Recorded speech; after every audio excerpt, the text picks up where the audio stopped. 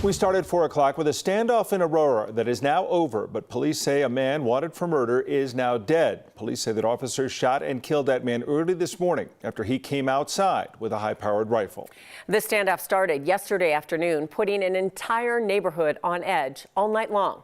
9 News reporter Noel Brennan met a man who rents a home in the house that police surrounded, who said he had no idea he was sharing a home with a man wanted for murder. I have to zone in all the broken windows and the holes in the wall. The house is in bad shape, and so is Jay Terry. It's a whirlwind in my head. Jay was working in the garage Monday afternoon when Aurora police showed up at the house he rents on Oswego Street. I heard a bullhorn. The guy's name rhymes with mine, so I thought they were after me. The SWAT team didn't want Jay Terry. They were looking for Fabian Perry. He was wanted on an active arrest warrant for homicide. A homicide that occurred in Roswell, Georgia on July 6th. One of my roommates has a friend whose son was in town and he was putting him to work and putting him up in the house. I didn't know it. But I guess the kid had murdered his girlfriend or wife and come out here. Jay and his roommates escaped, but police say Perry stayed inside the house with a rifle. The suspect did not surrender as promised. Throughout the evening, I heard a lot of bangs. I didn't know what was gunfire and what was tear gas. Aurora police say Perry fired up to 40 rounds inside the home. You know, they showed up with the SWAT truck. A little while later, this thing comes around the corner, like they call it a Bearcat. It had a battering ram attached to it. Parked that in front of my house, and you see what they did with it. After 13 and a half hours, police say Perry came outside, rifle in hand.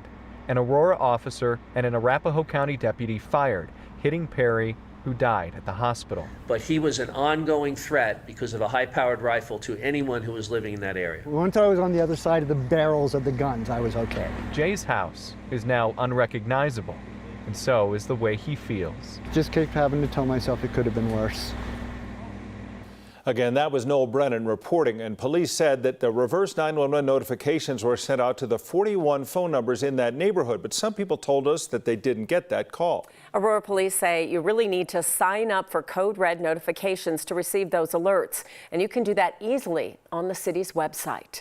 Aurora police learned Fabian Perry was in Colorado over the weekend. In their news conference this morning, they said Perry was wanted in Georgia for murder. You heard that. The case originated in Roswell, which is north of Atlanta. Police there named Perry as a suspect in the murder of his girlfriend, Johanna Gabrielis Hernandez. That happened July 6th. Police say her family called police, worried about her safety after someone dropped off her 2 young children. Perry, police say, is the father of those children. Police records show he has a history of alleged abuse. He had also had previous arrests on charges of robbery, burglary, and domestic violence. Let's take a look outside, where at least we didn't get to 100 degrees today. Yippee! Got up into the 90s, though, and now we're starting to see some showers, some lightning in the area as well, so we want to check it all out. Danielle's got the latest for us. She's joining us from the Weather Center. It's turning into one of those classic Colorado hot afternoons where the storms suddenly break out.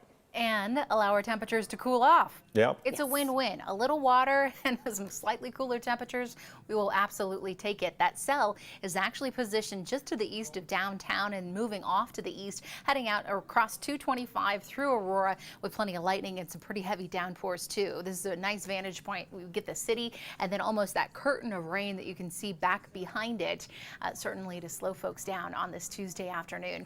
As we look across the radar, still plenty of action statewide, but I wanted to zoom in here to the city. You can see it's just starting to edge a little closer out there toward 225 and I-70, just possibly clipping DIA within the next half hour to an hour's time. So keep that in mind if you are heading in that direction.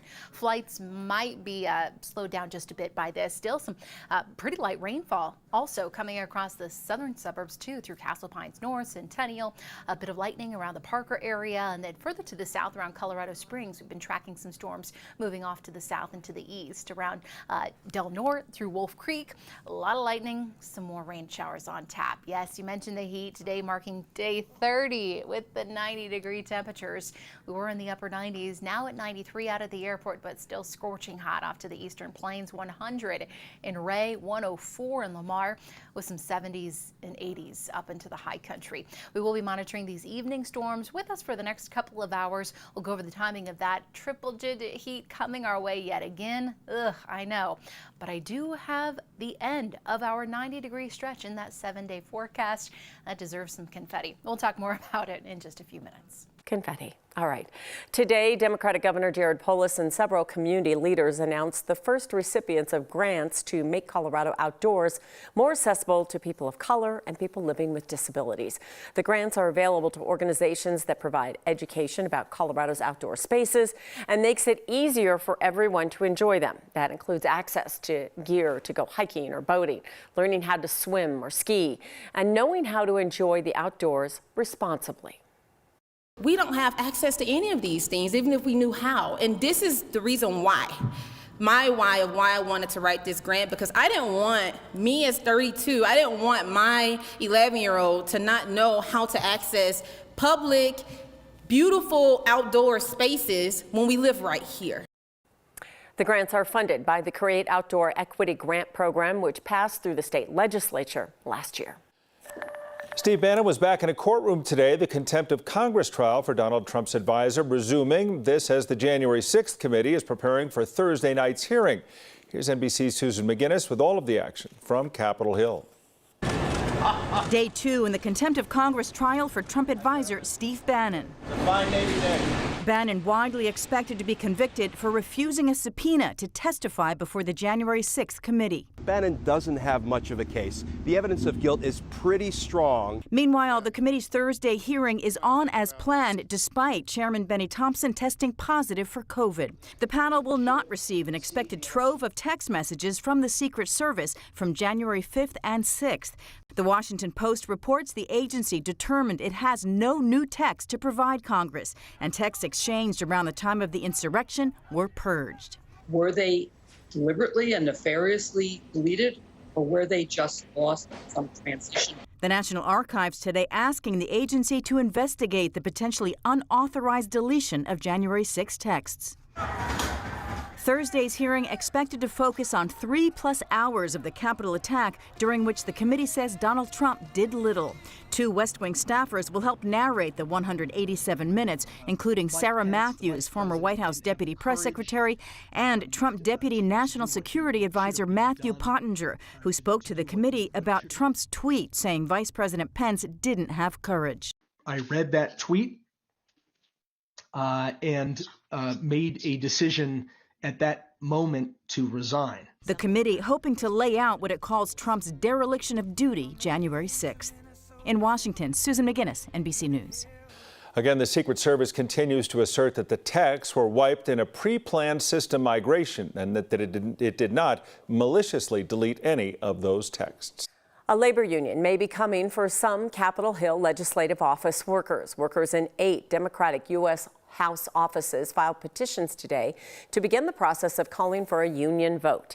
None of those representatives are from Colorado. Organizers posted messages on social media this morning saying today is a historic day. A resolution was passed in the House in February that gave staffers the right to seek union representation.